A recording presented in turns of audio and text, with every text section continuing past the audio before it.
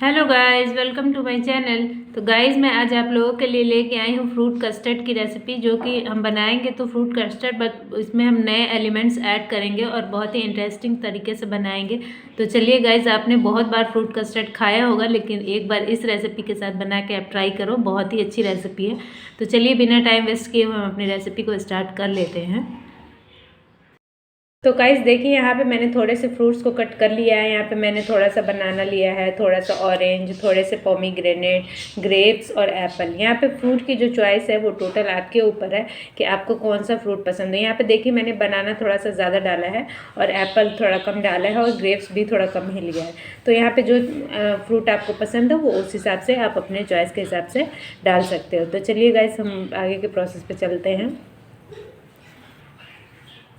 तो यहाँ पे देखिए, मैंने एक बर्तन में मिल्क को चढ़ा दिया है गर्म होने के लिए।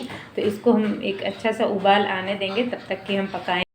तो यहाँ पे देखिए, मैंने लिया है 3 चम्मच कस्टर्ड पाउडर। दूध जो हमारा है वो 1 लीटर है, तो उसमें 1 लीटर में मैं 3 चम्मच कस्टर्ड पाउडर डालूंगी। तो अगर आप दूध की क्वांटिटी कम या ज़्यादा करते हो तो आप फिर कस्टर्ड पाउडर की क्वांटिटी भी कम या ज़्यादा कर लेना अपने हिसाब से, आप जितना भी बना रहे हो। तो चलिए, इस पाउडर में हम ठंडा दूध डाल के इसका एक अच्छा सा बैटर तैयार कर लेते हैं। तो गाइस देखिए, यहाँ पे मैंने पाउडर में थोड़ा सा दूध डाल लिया है। अब इसे हम अच्छे से मिक्स कर लेंगे। अगर आपने मेरी कोई पुरानी वीडियो देख रखी हो, कभी भी कोई भी कस्टर्ड की रेसिपी जब मैंने बनाई है, तो हमेशा मैंने ये बहुत ही अच्छे से समझाया है आपको कि कभी भी आप कस्टर्ड पाउडर से कोई रेसिपी बना रहे हो कस्टर्ड की, या कुछ भी कॉर्नफ्लावर से या कस्टर्ड पाउडर से, तो उसको हमेशा पहले अच्छे से इसका एक स्मूथ सा बैटर रेडी कर लें। उसके बाद ही, और कभी भी गर्म पानी या गर्म दूध के साथ इसको ना फेंटें, हमेशा ठंडे दूध या ठंडे पानी के साथ ही फेंटें।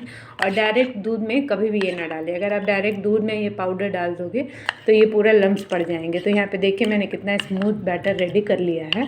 तो बस चलिए, अब इसे हम दूध में, और एक बार में भी आप पूरा कभी मत डालो। आप देख सकते हो कि हमारे दूध में बॉयल आ चुका है।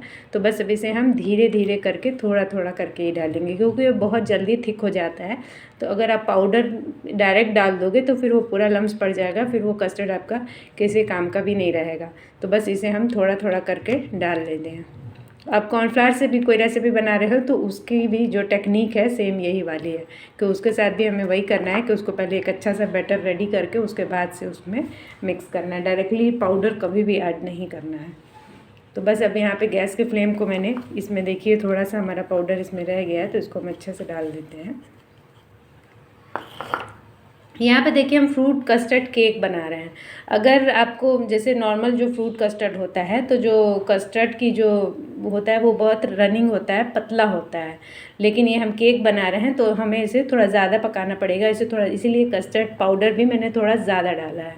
तो बस अगर नॉर्मल कस्टर्ड बना रहे हो तो वो तो फटाफट बन जाता है, लेकिन हम केक बना रहे हैं तो थोड़ा सा हम इसे थिक करना पड़ेगा। तो बस इसे हम पका लेते हैं। थोड़ा 5 मिनट ही लगेगा, ज़्यादा टाइम नहीं लगेगा।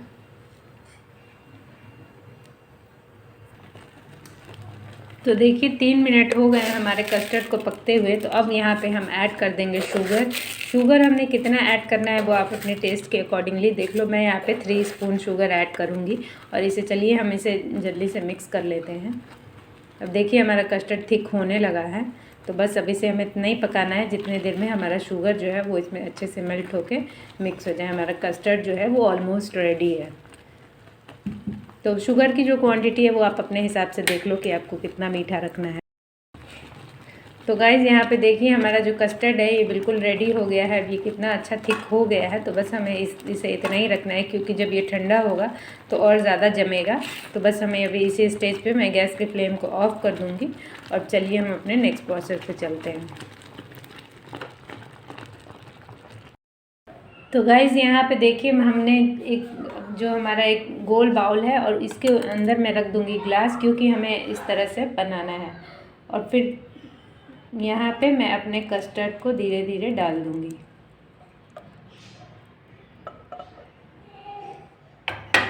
इसे गरम गरम ही आप ट्रांसफ़र कर लें, अदरवाइज़ ये फिर जम जाएगा तो फिर हमें जैसा केक चाहिए वैसे नहीं बन पाएगा। देखिए, यहाँ पे हमारा जो कस्टर्ड है वो 5 मिनट हो गया है उसको ठंडा होते हुए।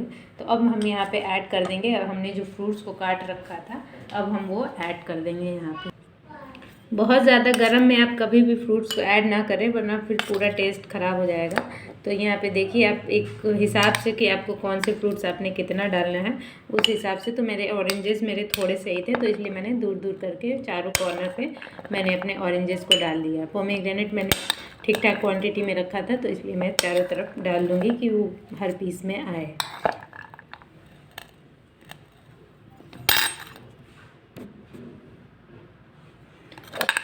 मैं ऐड कर दूंगी बनाना। तो ऐसे फ्रूट्स जो भी हैं, कम ज़्यादा क्वांटिटी आपको कितनी करनी है वो टोटल आपके अकॉर्डिंगली है। अब मैं डाल दूंगी एप्पल। तो बस अब इसे हम डाल के और आधे घंटे के लिए बिल्कुल हम फ्रीज़ में रख के छोड़ देंगे। बिल्कुल कोई छेड़छाड़ इसके साथ नहीं करनी है। उसके बाद चलिए आधे घंटे बाद हम इसे फ्रीज से निकालेंगे। तो गाइस देखिए यहाँ पे मैंने 15 मिनट हो गए हैं हमारे कस्टर्ड को ठंडा होते हुए। तो चलिए अब इसे हम निकालते हैं। तो चलिए जो ग्लास है इसको हम धीरे धीरे करके उठाते हैं। थोड़ा सा पहले हम इसको हिला लेते हैं, उसके बाद धीरे धीरे करके हम इसे निकालेंगे। तो ये जो हमारा कस्टर्ड है उसके साथ ये बहुत अच्छे से सेट हो गया है। तो थोड़ा थोड़ा सा हम यहाँ पे नाइफ़ की हेल्प लेंगे कि ये थोड़ा सा छोड़ दें।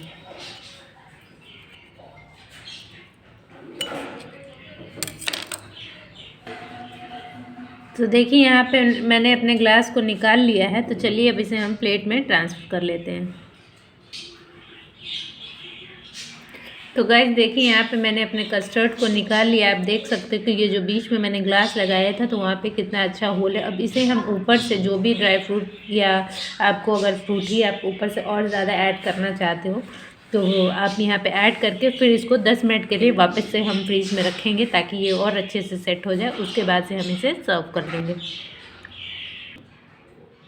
तो गाइज़ यहाँ पे देखिए, यहाँ पे जो मैंने बीच में होल रखा था, आप यही सोच रहे होगे कि मैंने बीच में होल क्यों कर रखा है। तो यहाँ पे मैंने थोड़ा सा एप्पल्स को कट करके वहाँ पे डाल दिया है। अब मैं इसके ऊपर से अब जो हमारे असली जो हमारी रेसिपी है उसका मैजिक का टाइम आ गया है। तो यहाँ पे मैंने ले लिया है गुलाब जामुन और बस अब हम यहाँ पे गुलाब जामुन को रख देंगे सेंटर में बिल्कुल। अब हो गई है हमारी रेसिपी कंप्लीट। अब इसके ऊपर से अगर आप ड्राई फ्रूट्स भी ऐड करना चाहते हो तो आप ड्राई फ्रूट्स भी यहाँ पे ऐड कर लो।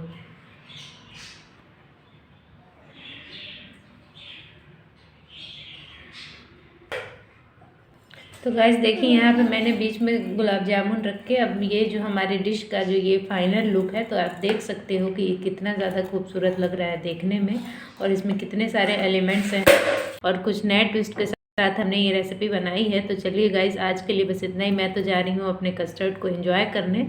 तो चलिए गाइज मिलते हैं कल रात 9 बजे एक और नई रेसिपी के साथ। तब तक के लिए बाय, थैंक यू।